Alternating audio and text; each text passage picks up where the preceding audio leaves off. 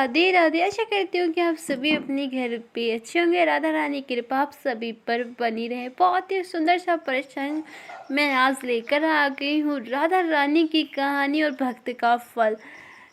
तो मैं आपसे बस ये निवेदन करती हूँ कि अगर आप मेरे चैनल पर नए हैं तो प्लीज़ मेरा चैनल सब्सक्राइब कर लो, साथ ही बेल आइकन प्रेस करें, क्योंकि मैं ऐसी ही राधा रानी और लल्लू गोपाल की स्टोरीज़ बनाती रहती हूँ और सुनाती रहती हूँ। चलिए, बहुत ही सुंदर सी कहानी है, मैं आज आपको सुनाने जा रही हूँ।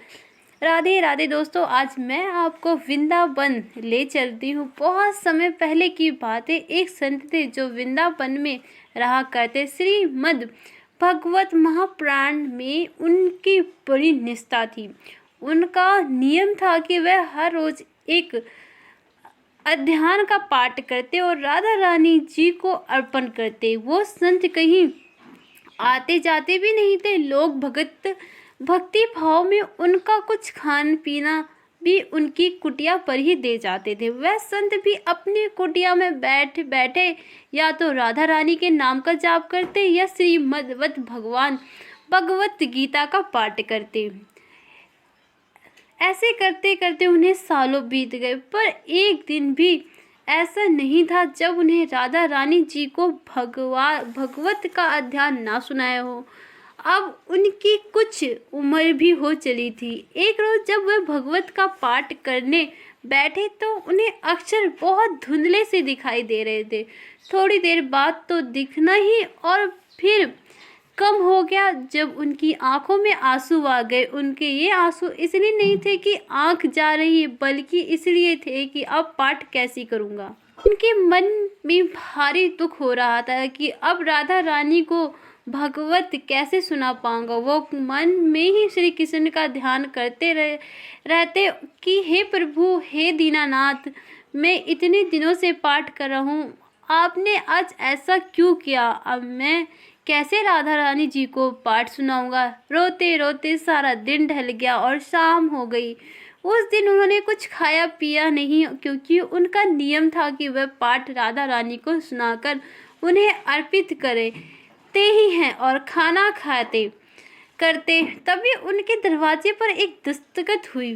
वैसे ही उन्हें धुंधला धुंधला दिखाई दे रहा था। वो बड़ी मुश्किल से दरवाजे तक पहुंचे और बोले, कौन है। एक बालक की आवाज़ आई। वो बोला, बाबा, माँ ने खाना भिजवाया है। वह संत बोला, खाना नहीं चाहिए, जब तक का नियम पूरा नहीं होगा खाना नहीं खाऊंगा। वह बालक बोले, कौन सा नियम बाबा। अब जैसे उस संत को अपना दुख बांटने वाला कोई मिल गया। वो बोले कि मैं रोज राधा प्यारी को भगवत का पाठ सुनाता हूँ और फिर कुछ खाता हूँ, पर आज मेरी आंखें चली गई है। यह कहकर वह रोने लगा। बालक उन्हें रोता देखकर उनके बोला, अच्छा, आंसू चल गए, कोई नहीं, इसलिए आप दुखी हो। तो वो संत बोले, आखिर ये आंखें किसको चाहिए। मैं तो इसलिए दुखी हूँ कि जब किशोरी जी का पाठ कैसे सुनाऊंगा। उनकी बात सुनकर वो लड़का बोला, बाबा रुको, मैं थोड़ी देर में आता हूँ। बाबा वहाँ खड़े ही रहे। इतने में बालक दौड़ता हुआ आया और बोला, पट्टी अपनी आंखों पर बांध लो। अब हाथ से पट्टी पकड़ के वह लड़का भाग गया। अब बाबा अपनी दुखी मन से अंदर आकर जमीन पर लेट गए। बाबा ने सोचा, लगता है कि किसी वेद का लड़का होगा, कुछ इलाज मिल जाता होगा। तब वो उन्हें आंख पर पट्टी बांधी और सो गए। तब बाबा उठे तो उन्हें सब साफ साफ दिखाई दे रहा था। बाबा बड़े परेशान हुए। बाबा ने सोचा, देखता हूँ उस लड़के ने पट्टी तो की औषधि मिलाई है। बाबा ने देखा उस पट्टी में राधा रानी का नाम लिखा हुआ था।